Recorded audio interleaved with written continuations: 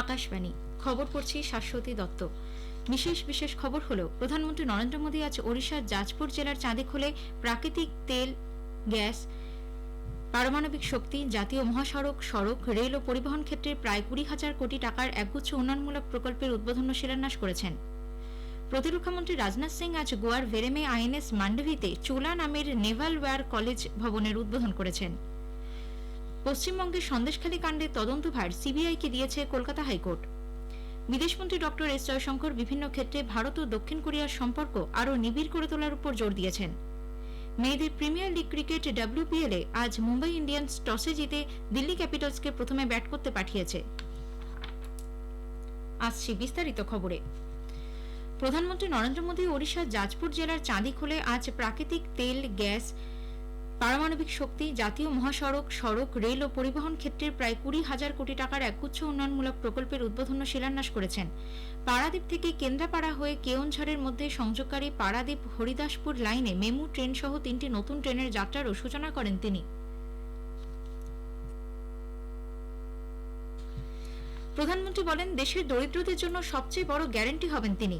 চাঁদিখোলে Modi guarantee সমাবেশ শীর্ষক এক জনসভায় ভাষণ দিতে গিয়ে তিনি বলেন, প্রধানমন্ত্রী মুদ্রা যোজনা তার সরকারের এমন একটি প্রকল্প যেখানে ব্যাংকগুলিকে গ্যারান্টি হিসেবে দেওয়ার মতো দরিদ্র মানুষদের কাছে যখন কিছুই ছিল না, সেখানে ঋণের গ্যারান্টার হিসেবে দাঁড়িয়েছিলেন স্বয়ং শ্রী মোদী।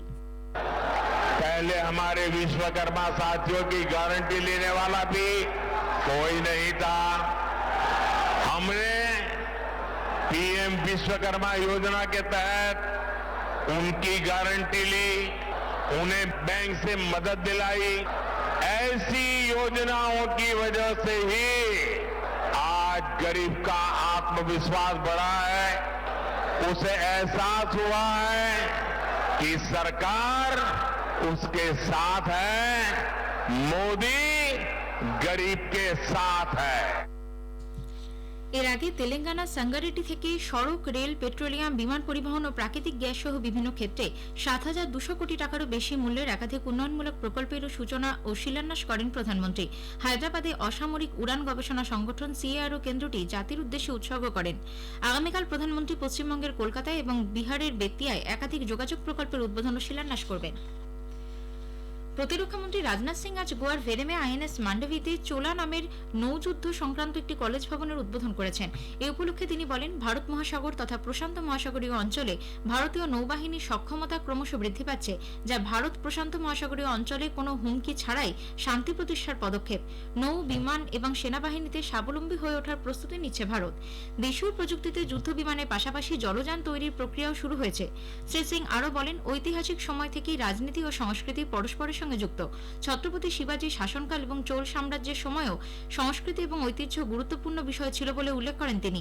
চোলা নামের নতুন এই কলেজ ভবনটিও চোল সাম্রাজ্যেরই অন্তর্গত একটি স্মৃতিস্তম্ভ বলে তিনি জানিয়েছেন। অনুষ্ঠানে উপস্থিত ছিলেন গোয়ার মুখ্যমন্ত্রী ডক্টর প্রমোদ সাওয়ন্ত, কেন্দ্রীয় জাহাজ প্রতিমন্ত্রী শ্রীপদ নায়েক এবং নৌসেনা আধিকারিকেরা। Chief of defence staff general Anil Chauhan প্রতিরক্ষা উৎপাদন ব্যবস্থায় দেশের সামগ্রিক দৃষ্টিভঙ্গির কথা মাথায় রেখে সমস্ত অংশীদারদের মধ্যে সহযোগিতামূলক প্রচেষ্টার আহ্বান জানিয়েছেন। নতুন দিল্লিতে আজ সামরিক বিষয়ক দপ্তরের তত্ত্বাবধানে আয়োজিত ইম্পেটাস টু ইন্ডিজেনাইজেশন শীর্ষক অনুষ্ঠানের সমাপ্তি অধিবেশনে তিনি প্রতিরক্ষা ক্ষেত্রে সংস্কারের ফলে ঘটে চলা রূপান্তরমূলক প্রক্রিয়ার উপর জোর দেন। প্রতিরক্ষা সরঞ্জামের উৎপাদন ক্ষেত্রে দেশকে স্বনির্ভর করে তুলতে সরকার, পরিষেবা বিভাগ এবং প্রতিরক্ষা উৎপাদন ব্যবস্থার মধ্যে সহযোগিতামূলক প্রয়াসের প্রয়োজনীয়তা কথা তুলে ধরেন জেনারেল চৌহান। বিদেশ সচিব বিনয় মোহন কোয়াত্রা এবং ফ্রান্সের ইউরোপ ও বিদেশ বিষয়ক মন্ত্রকের সাধারণ সচিব অ্যান-মেরি ডেসকোর্টসের সহসভাপতিত্বে নতুন দিল্লিতে আজ দুই দেশের বিদেশ দপ্তরের মধ্যে বৈঠক অনুষ্ঠিত হয়েছে। বিদেশ মন্ত্রক এক বিবৃতিতে জানিয়েছে, বৈঠকে উভয় পক্ষের মধ্যে দ্বিপাক্ষিক সহযোগিতার বিভিন্ন দিকের অগ্রগতির একটি বিস্তৃত পর্যালোচনা হয়েছে। এর মধ্যে রয়েছে উচ্চাকাঙ্ক্ষী ইন্ডিয়া ফ্রান্স হরাইজন 2047 রোডম্যাপ, যা গত বছর 14 জুলাই ফ্রান্সের জাতীয় দিবসে প্রধানমন্ত্রী নরেন্দ্র মোদীর ঐতিহাসিক ফ্রান্স সফরকালে গৃহীত হয়। এর আগে গতকাল অনুষ্ঠিত হয় কৌশলগত মহাকাশ সংলাপের দ্বিতীয় সম্মেলন এবং ভারত ফ্রান্স অস্ত্র সংবরণ সংক্রান্ত আলোচনা। প্রতিরক্ষা, অসামরিক, পরমাণু শক্তি, মহাকাশ, সাইবার ও ডিজিটাল বিষয়সমূহ, নিরাপত্তা পরিষদের সংস্কার ও বহুপাক্ষিক সহযোগিতা ও সাংস্কৃতিক সম্পর্ক নিয়ে মতবিনিময় হয় তাতে। ভারতীয় উপকূলরক্ষী বাহিনীর জাহাজ সামার্থ এবং অভিনব আজ কলম্বো বন্দর থেকে রওনা দিয়েছে। ভারত ও শ্রীলঙ্কা তটরক্ষী বাহিনীর মধ্যে সমুদ্র বিষয়ক সহযোগিতা আরও জোরদার করতে এই দুই জাহাজ এক সপ্তাহের সফরে সেদেশের গালে এবং কলম্বোতে ছিল। ভারতীয় জাহাজগুলি শ্রীলঙ্কা কোস্টগার্ডের সঙ্গে একটি প্যাসেজ এক্সারসাইজ প্যাসেক্স পরিচালনা করে।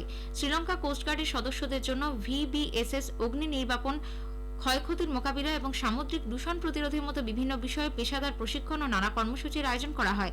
এছাড়া অতিরিক্ত কার্যক্রম হিসেবে যোগব্যায়াম, সমুদ্র সৈকতের স্বচ্ছতা অভিযান এবং একটি ওয়াকাথন অনুষ্ঠিত হয়েছে। গুগল নিজের অ্যাপ মার্কেট প্লে স্টোরে সম্প্রতি বাদ পড়া সব ভারতীয় অ্যাপ ফিরিয়ে আনতে সম্মত হয়েছে। বিষয়টি নিয়ে গুগল এবং অ্যাপ ডেভেলপারদের প্রতিনিধিবর্গের সঙ্গে বৈঠকের পর নতুন দিল্লিতে কেন্দ্রীয় তথ্য প্রযুক্তি মন্ত্রী অশ্বিনী বৈষ্ণব সাংবাদিকদের বলেন, গঠনমূলক আলাপ আলোচনার পর উভয় পক্ষই অ্যাপগুলি পুনরায় চালু করতে সম্মত হয়েছে। গুগল এবং স্টার্টআপ সংস্থাগুলি আগামী সময়ে দীর্ঘমেয়াদী সমাধান সূত্রে পৌঁছতে পারবে বলে আগেই তিনি আশ্বাস দিয়েছিলেন। সম্প্রতি শাদি.com, ভারত ম্যাট্রিমনি, ইনফো এজ সহ বিশিষ্ট ভারতীয় প্রযুক্তি সংস্থাগুলির শতাধিক অ্যাপকে গুগল তালিকাভুক্ত করেছে। মার্কিন যুক্তরাষ্ট্র ভিত্তিক প্রতিষ্ঠানটি জানিয়েছে, দীর্ঘ সময় ধরে অ্যাপ বিলিং নীতিসমূহ না মেনে চলায় প্লে স্টোর থেকে অ্যাপগুলি সরিয়ে নেওয়া হয়েছিল। পশ্চিমবঙ্গে সন্দেশখালী কাণ্ডের তদন্তভার সিবিআইকে দিয়েছে কলকাতা হাইকোর্ট। প্রধান বিচারপতি টি.এ. শিবজ্ঞানম এবং বিচারপতি হিরণময় ভট্টাচার্যের ডিভিশন বেঞ্চ আজ এই নির্দেশ দিয়েছে। আজ বিকেল 4:30টার মধ্যে ধৃত শাহজাহান শেখকে কেন্দ্রীয় সংস্থার হাতে তুলে দেওয়ার নির্দেশ দেয় হাইকোর্ট। যদিও হাইকোর্টের এই নির্দেশকে চ্যালেঞ্জ জানিয়ে সুপ্রিম কোর্টের দ্বারস্থ হয়েছে রাজ্য সরকার। রাজ্যের তরফে আইনজীবী অভিষেক মনু সিংভি এই মামলা লড়বেন। হাইকোর্টের সিঙ্গেল বেঞ্চের নির্দেশকে চ্যালেঞ্জ করে এনফোর্সমেন্ট ডিরেক্টরেট ইডি ডিভিশন বেঞ্চে যে আবেদন জানিয়েছিল তার প্রেক্ষিতেই আজ এই নির্দেশ দিয়েছে প্রধান বিচারপতির ডিভিশন বেঞ্চ। সুপ্রিম কোর্টে জরুরি ভিত্তিতে শুনানির আবেদন জানিয়েছিল রাজ্য সরকার, যদিও সেই আবেদনে শীর্ষ আদালত সাড়া দেয়নি বলে জানা গেছে। খবর শুনছেন আকাশবাণী থেকে। বিদেশমন্ত্রী ডক্টর এস জয়শঙ্কর বিভিন্ন ক্ষেত্রে ভারত ও দক্ষিণ কোরিয়ার সম্পর্ক নিবিড় করার উপর জোর দিয়েছেন। দক্ষিণ কোরিয়ার সিউলে কোরিয়ার ন্যাশনাল ডিপ্লোম্যাটিক একাডেমিতে ভাষণ দিয়ে আজ তিনি রাজনৈতিক, কৌশলগত, শক্তিশালী ব্যবসায়িক যোগাযোগ এবং প্রযুক্তিগত আলাপ আলোচনা আরও বাড়ানোর প্রয়োজনীয়তার উপর গুরুত্ব আরোপ করেন। দীর্ঘদিন ধরে আটকে থাকা সুসংবদ্ধ অর্থনৈতিক অংশীদারিত্ব চুক্তি CEP এর মানোন্নয়নের জন্য এর পর্যালোচনা ত্বরান্বিত করার আহ্বান জানান তিনি। The long pending review of our CEPA must be expedited so that it can be upgraded. We will have to identify more intersections and meeting points that work for both of us. We will also have to be more collaborative, recognizing the strengths that we each bring to the table. Today, we are all contemplating the prospect of a re-globalization that would be very much shaped by emerging technologies. That gives our two nations the opening to progress ourselves while contributing to a better world. Bharat দক্ষিণ Korea অংশীদারিত্ব ভারত প্রশান্ত মহাসাগরীয় অঞ্চল ও তার বাইরেও একটি গুরুত্বপূর্ণ উপাদান হয়ে উঠতে পারে বলে দৃঢ় আস্থা ব্যক্ত করেছেন বিদেশমন্ত্রী। উত্তরাখণ্ডে আজ কুমায়ুন ডিভিশন থেকে পাঞ্জাবের অমৃতসর পর্যন্ত একটি সাপ্তাহিক ট্রেন পরিষেবার সূচনা হয়েছে। নৈনিতাল জেলার লালকুয়া থেকে ট্রেনটির যাত্রার সূচনা করেন প্রতিরক্ষা প্রতিমন্ত্রী অজয় ভাট। অনুষ্ঠানে তিনি বলেন, শিখ সম্প্রদায়ের দীর্ঘদিনের দাবি মেনে এই ট্রেন পরিষেবা চালু হলো। উত্তরাখণ্ডে শিখ সম্প্রদায়ের বেশ কিছু ধর্মীয় স্থানের কথা উল্লেখ করে তিনি বলেন, অমৃতসরগামী বহু মানুষ এর ফলে উপকৃত হবেন। আপাতত সপ্তাহে একদিন চললেও যাত্রী সংখ্যা বাড়লে এই পরিষেবারও বৃদ্ধি হবে বলে শ্রী ভাট জানিয়েছেন। উপরাষ্ট্রপতি জগদীপ ধনখড় আগামী বৃহস্পতিবার একদিনে চণ্ডীগড় সফরে যাবেন। পাঞ্জাব বিশ্ববিদ্যালয়ের ৭১তম বার্ষিক সমাবর্তন অনুষ্ঠানের প্রধান অতিথির আসন অলঙ্কৃত করবেন তিনি। বারাণসীর প্রাক্তন কংগ্রেস সাংসদ রাজেশ কুমার মিশ্র আজ বিজেপিতে যোগ দিয়েছেন। দলের সাধারণ সম্পাদক অরুণ সিং, নেতা রবিশঙ্কর প্রসাদ এবং অনিল বালুনির উপস্থিতিতে নতুন দিল্লিতে বিজেপির সদর কার্যালয়ে আজ শ্রী মিশ্রকে দলে অন্তর্ভুক্ত করা হয়। উল্লেখ্য, ২০০৪ সালে কংগ্রেসের প্রার্থী হিসেবে রাজেশ মিশ্র বারাণসী লোকসভা আসন থেকে নির্বাচনে জয়লাভ করেন, যদিও তারপর থেকে সেখানে কংগ্রেস আর জিততে পারেনি।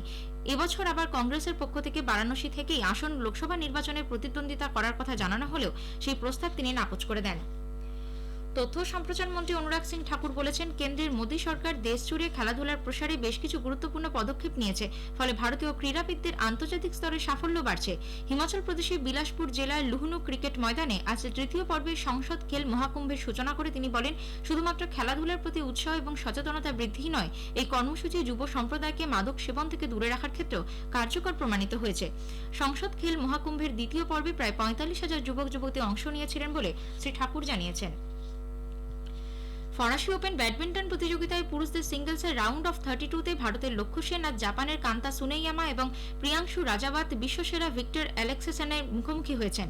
পুরুষদের ডাবলসে ভারতের সাত্বিক সাইরাজ রঙ্কিরেড্ডি ও চিরাগ শেট্টি জুটি মালয়েশিয়ার ওং ইউ সিন এবং তিও ইয়ে-কে স্ট্রেট গেমে হারিয়ে দ্বিতীয় রাউন্ডে উঠেছেন। মহিলাদের ডাবলসে তৃষা জলি এবং গায়ত্রী গোপীচাঁদ জুটি আজ স্বদেশীয় অশ্বিনী পোনাপ্পা ও তানিশা কাস্ট্রো জুটিকে পরাজিত করে দ্বিতীয় রাউন্ডে প্রবেশ করেছেন। মেয়েদের প্রিমিয়ার লিগ ক্রিকেট WPL এ আজ মুম্বাই ইন্ডিয়ান্স দিল্লি ক্যাপিটালসের মুখোমুখি হয়েছে। টসে জিতে দিল্লি ক্যাপিটালসকে প্রথমে ব্যাট করতে পাঠিয়েছে মুম্বাই। শেষ করার আগে খবরের বিশেষ কিছু অংশ আরও একবার। প্রধানমন্ত্রী নরেন্দ্র মোদী আজ ওড়িশার জাজপুর জেলার চাঁদিখুলে প্রায় 20,000 কোটি টাকার একগুচ্ছ উন্নয়নমূলক প্রকল্পের উদ্বোধন ও শিলান্যাস করেছেন। পশ্চিমবঙ্গের সন্দেশখালী কাণ্ডে তদন্তভার CBI কে দিয়েছে কলকাতা হাইকোর্ট। খবর শেষ হলো।